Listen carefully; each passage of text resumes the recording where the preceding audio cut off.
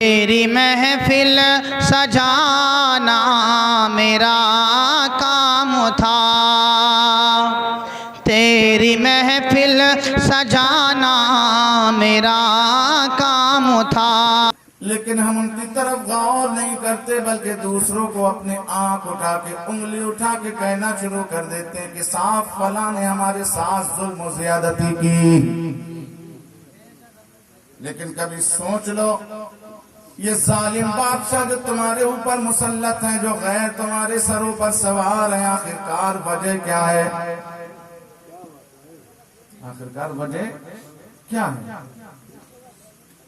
تم تو وہ تھے کہ جب میدان بدر کے اندر 313 اترے تھے، تمہاری تاریخ تو یہ ہے کہ 313 کو اللہ نے اقتدار عطا فرمایا تھا، یا تھا کہ نہیں کیا؟ تمہاری تاریخ تو وہ ہے کہ جنگ احد کے اندر تم 700 تھے، لیکن اللہ نے وہاں پر بھی تمہیں کامیاب فرمایا تھا۔ جنگ خندق کے موقع پر تم 3000 تھے اور مشرکین مکہ کی تعداد کم و بیش 10,000 سے 14,000 تھی، لیکن پھر بھی اللہ نے کامیاب تمہیں کیا تھا۔ میدان یرموک یا میدان تبوک کو آپ سامنے لے کر کے آئے ہیں تو مسلمانوں کی تعداد 3,000 تھی، اور ادھر سے یہود و نصارہ کی تعداد تقریباً 60,000، لیکن عزتیں تمہیں دی گئیں، تاج تمہیں دیے گئے، حکومتیں تمہیں دی گئیں، کامیابی قوم مسلم کو دی گئی۔ اور اگر تاریخ کا جائزہ لیں تو میدان انطاکیہ کے اندر مسلمانوں کی تعداد 20,000 تھی اور عیسائیوں کی تعداد 11 لاکھ۔ کتنی تھی؟ انطاکیہ کے میدان میں 11 لاکھ عیسائی، اور 11 لاکھ میں سے 1 لاکھ فوجی ایسے تھے جو پورے لوہے میں غرق تھے، صرف آنکھیں دکھتی تھیں، باقی پورا جسم لوہے میں چھپا ہوا تھا۔ اور مسلمان کتنے تھے؟ 20,000۔ کوئی مقابلہ ہے 20,000 کا 11 لاکھ سے؟ لیکن تاریخ گواہ ہے کہ اللہ نے وہاں بھی مسلمانوں کو غلبہ عطا فرمایا۔ میدان قادسیہ کے اندر اگر جائزہ لیں تو نوشیر و عادل کے پوتے نے یزدگرد نے رستم کی قیادت میں 1.5 لاکھ فوج بھیجی، اور مسلمانوں کی طرف سے حضرت سعد بن ابی وقاص کی قیادت میں صرف 15,000 فوجی، 15,000 مسلمان۔ لیکن اللہ کا کرم دیکھو، اللہ نے وہاں بھی مسلمانوں کو کفر پر غلبہ عطا فرمایا، مسلمان کامیاب رہے۔ آپ اپنے ماضی کو پڑھیں، اپنی تاریخ اٹھا کر کے دیکھیں، اپنے اسلاف کی ہسٹری پڑھیں تو تمہیں پتا چلے گا ہر جگہ ہر میدان میں تمہاری تاریخ بولتی ہے کہ تم کم پائے گئے، تمہاری تعداد ہر میدان میں کفر کے مقابلے کم رہی، باطل کے مقابلے کم رہی۔ لیکن اگر تاریخ کو پڑھو اور میدان کو جب پڑھو گے، اس مارکے کی ہسٹری جب پڑھو گے تو پتا چلے گا اگرچہ باطل کے سامنے مسلمان کم تھے، کچھ کفر کے سامنے مسلمانوں کی تعداد کم تھی، لیکن پھر بھی وہ مسلمان غالب رہے۔ اللہ نے کامیابی انہیں عطا فرمائی، اللہ نے فتح مندی کا سہرا ان کے سروں پر سجایا۔ کیوں سجایا؟ اس لیے کہ اللہ قرآن میں فرما رہا ہے کم من فیئۃ قلیلۃ غلبت فیئۃ کثیرۃ بإذن اللہ۔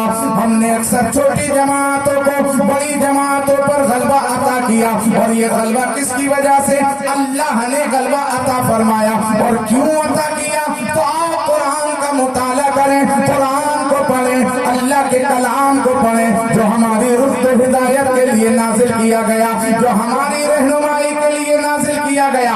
آج حسین سے تو محبت کرنے والے ہو، لیکن اللہ کے رسول کا وہ آخری خطبہ ہمیں یاد نہیں ہے، نبی کونین صلی اللہ تعالیٰ علیہ وسلم کا وہ آخری خطبہ ہمیں کیا درس دیتا ہے؟ آخری وقت ہے میرے نبی کا، میرے نبی دنیا سے ظاہری طور پر رخصت ہونے والے ہیں۔ آقا جان رحمت صلی اللہ تعالیٰ علیہ وسلم نے اپنے صحابہ کو جواب فرمایا اور جمع فرمانے کے بعد ارشاد فرماتے ہیں اے لوگوں میں تمہارے درمیان میں دو چیزیں چھوڑے جا رہا ہوں، ایک میرے اہل بیت ہے اور دوسرا قرآن ہے، ان دونوں کو مضبوطی سے تھامے رہنا، ان کو جو ہے دونوں کو مضبوطی سے تھامے رہنا، نہ تم قرآن کے اگینسٹ کام کرنا، نہ اہل بیت کے اگینسٹ کام کرنا، تم اہل بیت سے بھی محبت کرنا اور قرآن سے بھی محبت کرنا، اگر ان دونوں سے محبت کرو گے تو تم کامیاب رہو گے، تم کامران رہو گے۔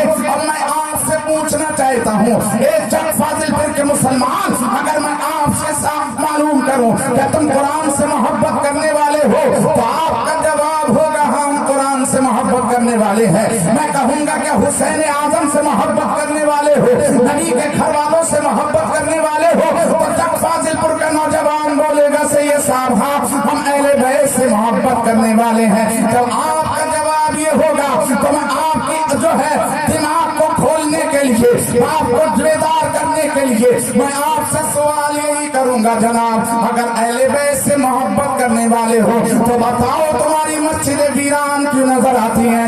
اگر اہل بیت سے محبت کرنے والے ہو تو تم اذان سن کے بھاگتے کیوں ہو؟ اگر اہل بیت سے محبت کرنے والے ہو تو تم شادی بیاہ کے موقع پر یہ ڈرامے کیوں کیا کرتے ہو؟ اپنی عورتوں کو ننگا کیوں گھمایا کرتے ہو؟ شادی بیاہ کے موقع پر اسٹینڈنگ میں کھانا کیوں کھایا کرتے ہو؟ شادی بیاہ کے موقع پر تم یہ بڑی بڑی مانگیں کیوں کیا کرتے ہو؟ کیا کبھی اہل بیت نے یہ تمام کام شادیوں کے موقع پر کیے تھے جو آج میری قوم کے اندر پائے جاتے ہیں؟ اگر تم قرآن سے محبت کرنے والے ہو تو کیا تم نے قرآن کا فرمان نہیں پڑھا کہ شراب پینا حرام ہے؟ اگر قرآن سے محبت ہوتی تو کیا میری قوم کا نوجوان شراب پیتا؟ کیا میری قوم شراب کے عادی ہوتی؟ اگر تم قرآن سے محبت کرنے والے ہو تو قرآن کے اندر یہ نہیں ہے کہ سود لینا حرام ہے، جوا کھیلنا حرام ہے، اللہ اکبر زنا کرنا حرام ہے، لیکن آج میری قوم کے اندر یہ تمام تر چیزیں پائی جاتی ہیں۔ میرے پیارے جب تمہارے اندر یہ چیزیں دیکھی جاتی ہیں تو ہم آپ کے جو کہتے ہو کہ ہم قرآن سے محبت کرتے ہیں، اہل بیت سے محبت کرتے ہیں، یہ صرف زبانی محبت ہے، عملی محبت نہیں۔ اگر زبانی محبت کے ساتھ ساتھ اس محبت کو عملی جامہ پہنا دیا جائے، یعنی قرآن سے جو محبت کا دعویٰ ہے اس محبت کو اگر سچا کرنا ہے تو قرآن میں اللہ نے جو حکم نافذ کیے ہیں، جو قرآن میں اللہ نے آدیش دیا ہے، جو قرآن میں اللہ نے حکم نافذ کیا ہے، ان حکموں پر ہر مسلمان کو عمل کرنا ضروری ہوگا۔ اور میرے پیارے جو اہل بیت نے، جو نبی کونین کے گھر والوں نے اپنی زندگی ہمارے سامنے پیش کی ہے، اس زندگی اہل بیت کی اپنے سامنے رکھ کے ہمیں اپنے نصیب و فراز سنبھالنا ہوں گے، ہمیں اپنے قول و فعل کو سنبھالنا ہوگا، اپنے طور و طریقہ کو بدلنا ہوگا۔ ہمارا طریقہ، ہماری زندگی کے رسم و رواج، ہماری زندگی کے چال و چلن، ہمارا اٹھنا بیٹھنا جب اہل بیت کے طریقے سے ملے گا، ہماری زندگی کے مشغلے جب قرآن کے مطابق ہوں گے تو قسم خدا کی قرآن کی یہ آیت آپ کی کامیابی کی شہادت دے رہی ہے، وَلَا تَهِنُوا وَلَا تَحْزَنُوا وَأَنْتُمُ الْأَعْلَوْنَ إِن كُنتُم مُّؤْمِنِينَ۔ اے بندے غم نہ کر، پریشان نہ ہو، رنجیدہ مت ہو، تو ہی کامیاب ہے اس لیے کہ تو ایمان والا ہے۔ بہت خوب، نعرہ تکبیر، نعرہ رسالت، نعرہ رسالت، سرکار کی آمد، آقا کی آمد، پیارے کی آمد، سید عرفان رسول صاحب قبلہ، نعرہ تکبیر، نعرہ رسالت۔ کیجئے آج ہمارے یہاں کیا حالات پیدا ہو چکے ہیں، یہ شادی کا ماحول ہے، اس شادی کے موقع پر خدا کا شکر ہے کہ دولہا کے باپ نے بڑے اچھے انداز میں محفل میلاد کا اہتمام کیا، ذکر خدا ذکر مصطفیٰ کا اہتمام کیا۔ انشاءاللہ اس کی برکتیں دولہا کو بھی ملیں گے، اس کی برکتیں دلہن کو بھی ملیں گے، لیکن میں اپنے قوم کو، اپنے سماج کو ایک میسج دینے کی کوشش کرتا ہوں۔ آج ہمارے گھروں کے اندر ہم دیکھیں، اللہ اکبر، آج پر زمین کے پردے پر نظر ڈالیں اور دوڑائیں تو دیکھیں آج زنا عام ہوتا چلا جا رہا ہے، زنا اتنا سستا ہو چکا ہے، اللہ اکبر، اس سے بچنا لوگوں کو بہت مشکل ہو چکا ہے۔ اور آج نکاح کے لیے में लोगों को परेशानी होती है। अगर कोई अपनी बेटी की शादी करने के लिए चले तो 100 बार सोचता है, अगर कोई बेटी की शादी करने के लिए चले तो 100 बार माँ बाप को सोचना पड़ता है कि हम अपनी बेटी की शादी तो करना चाहते हैं, लेकिन शादी के असबाब कहाँ से लाएं, शादी की जरूरतें पूरी कैसे करें। एक बाप अपने बेटे का निकाह के लिए चले तो वो भी हो जाता है कि अब मैं अपने बेटे की शादी तो करना चाहता हूँ, निकाह तो करना चाहता हूँ, लेकिन निकाह के असबाब कहाँ से पैदा करूँ। हमने आज जो निकाह के असबाब बना लिए हैं वो निकाह का असबाब है, बेटी का बाप भी कहे समझता है और एक लड़के का बाप भी यही समझता है कि निकाह के लिए हमें इतना इतना पैसा चाहिए, पहले मकान ऊंचा बनना चाहिए, हमें जो है माल होना चाहिए, हम जेवर बनाएंगे तब निकाह होगा, हम लोगों को दावत देंगे तब निकाह होगा, हम 50-50 गाड़ी लेकर के जाएंगे तब निकाह होगा।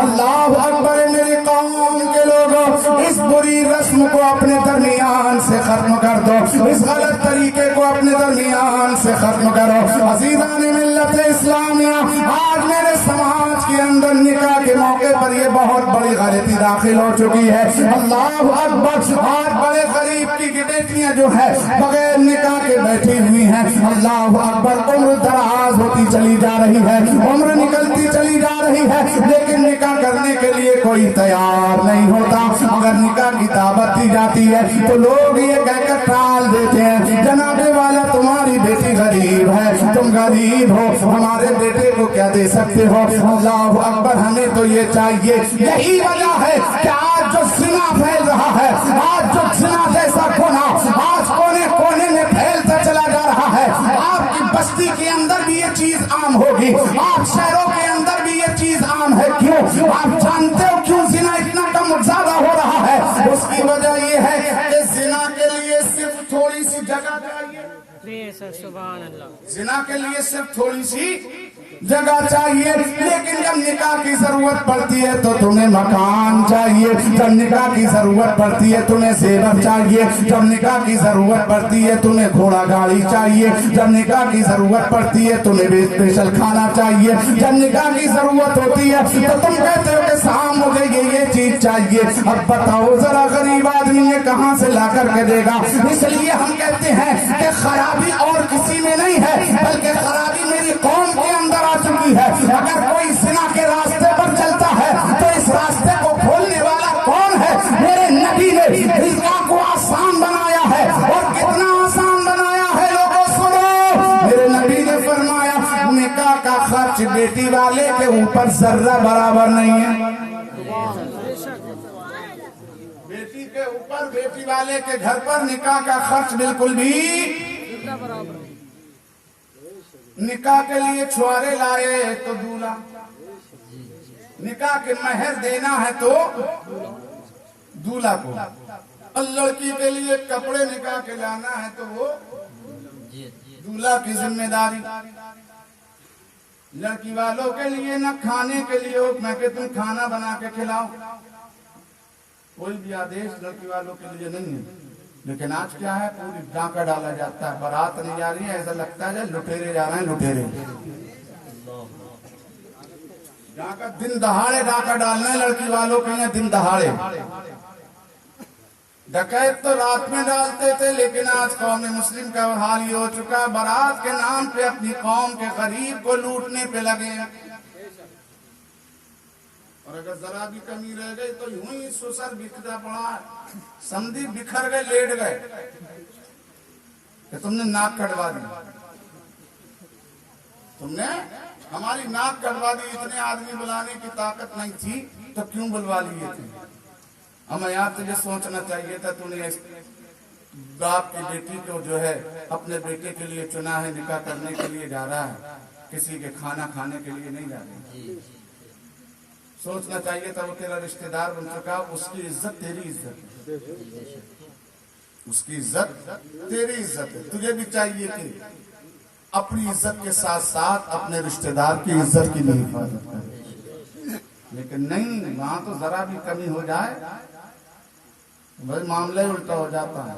सरकार फरमाते हैं कि निकाह के वक्त जो भी काम है वो लड़की के घर वालों पर कोई देना जरूरी नहीं है, कुछ भी न दिया जाए, बल्कि सिर्फ क्या है चंद लोग आए, मस्जिद में बैठे, वहां पर निकाह हो, और निकाह होने के बाद सारा खर्च लड़के के ऊपर है कि जब लड़का वापस जाए तो रात गुजरने के बाद में महर के पैसे अदा करे, और अदा करने के बाद में दूसरे दिन को क्या है, वलीमा दे। और वलीमा भी अपनी हैसियत के मुताबिक दो, ये नहीं कि कर्जा कर लो। कर्जा एक दिन के अंबानी बनते हैं हमारे लोग, दुल्हनिया एक दिन के अंबानी बनते हैं, फूल नहीं समाते हैं, इतने फूल जाते हैं शेरवानी पहन के और जो है खुशबू लगा के और साफा बांध के, ऐसा मन लगता है कि आज हमसे बड़ा बादशाह कोई नहीं है। और जब निकाह होके आ जाता, वलीमा निपटता था, तो वलीमा के बाद में दोस्त ढूंढते फिरते हैं गांव में, बस्ती में, घर पे पहुंचते हैं, यार मियाँ कहाँ है दूल्हा मियाँ? तो घर वाले जवाब दें काम पे गया। कहाँ गया है? काम पे गया। कब आगा? शाम को आगा। बेचारे शाम को पहुंच जाए, कहाँ है? बहुत थक गया, सो गया। और कभी हत्थे चढ़ जाए तो रोता है आंसुओं से, बड़े लंबे लंबे आंसू निकाल के, क्योंकि अपनी जो है वो दिखाना थी शान। हाँ, 20-20, 50-50 गाड़ी लेके पहुंच गए ना, अंबानी बन गए साहब। और जब निकाह हो गया, जब बीवी घर पे आ गई, वलीमा निपट गया, तो उसके बाद सारी अंबानी गिरी कोने में धरी रह गई। अब कंधे पे कसी रखी हुई है, कोने कचौले खोदता फिर रहा है, मजदूरी करता फिर रहा है। तब कल तक तो रात के 12-12 बज जाते थे, दोस्तों की सकत जो है महफिल खत्म नहीं होती थी, रात बीत जाती थी, दोस्तों की पंचायतें खत्म नहीं होती थी, ऐसी मोहब्बतें दोस्तों पर लुटाई जाती थी। लेकिन निकाह के बाद में ये हालात मेरे नौजवान के पैदा हो गए। अब वही दोस्त जो कल तक रात तक साथ में रहते थे, आज वो दोस्त तलाश करते हैं, लेकिन दोस्त नजर नहीं आता। घर वालों से पूछा जाता, जवाब मिलता, क्या करें जनाबे वाला कर्जा बहुत हो गया, बारात में बड़ा लोगों से कर्जा ले लिया, उधार ले लेके खर्च किया, अगर काम नहीं करेंगे तो कर्जा कहाँ से निकालेंगे, अगर मेहनत नहीं करेंगे तो उधार कहाँ से चुकाएंगे। मेरे कौम के लोगों जरा सोचो तो सही, कर्जा लेके निकाह करना जरूरी नहीं है, उधार लेके 50-50 गाड़ियां 500 बाराती ले जाना जरूरी नहीं है। निकाह में जो है बाराती ले जाना फर्ज नहीं है, गाड़ी ले जाना फर्ज नहीं है। 30-30 हजार, 40-40, 80-80 हजार, 1-1 लाख की बड़ी कपड़े के नाम पर ले जाना फर्ज और जरूरी नहीं है। अल्लाह अकबर, ये होटल बुक करना, 1-1 लाख के होटल बुक करना अपने नामो नमूस के लिए कि लोग कहें बड़ी भारी बारात की है, लेकिन उसके बाद में खुद कर्जे में डूब जाते हो। न बेटा नजर आता है, न बाप नजर आता है, न भाई नजर आता है, किस वजह से कि कर्जा अदा करना है। अरे ऐसी शान से क्या फायदा जब वक्ती तौर पर हो, फिर देखते लोगों के सामने तुम्हारी इज्जत का जनाजा निकल जाता है। अगर तुम चाहते हो निकाह के मौके से हमें इज्जत मिले, तो दुनिया की नुमाइश छोड़ दे, मेरे नबी की साथ ही अपना ले, कसम खुदा की दुनिया में भी इज्जत होगी, आखिरत में भी। वाह वाह वाह, नारे तकबीर, नारे रिसालत, बस लगे अला हज़रत, नारे तकबीर, नारे रिसालत, बहुत खूबसूरत, जिंदाबाद। क्या बताया जाए, बोले दल के सीने के दाग से घर को आग लग गई, घर के चराग से। किसको दिखाएं जाके, किसको समझाएं, किससे क्या कहें? हाँ? दूसरों को हम कहते हैं, दूसरों को क्यों कह रहे हो भैया, पहले अपने आप को तो संभाल लो। अपने आप को अच्छा कर लोगे तो इंशाअल्लाह सब कुछ अच्छा हो जाएगा। आज मेरे प्यारे दीन इस्लामी भाइयों, हालात ये पैदा हो गए। अगर कोई बाप अपने बेटे की शादी के लिए चलता है, बड़े बड़े घर देखता है, मालियत वाले देखता है, करोड़पति तलाश करता है, और बेटा जो है वो चलने से पहले कह देता है, अब्बा अम्मा जा तो रही हो देखने मेरे लिए, लेकिन टेढ़ी बेड़ी मत देख लेना, हीरोन देखना। हो गया नहीं हो गया है? उसकी चाल देखना कैसी चलती है, उसकी बाल देखना कैसे कटवाती है, उसकी आंखें देखना कैसे मस्कारा लगाती है।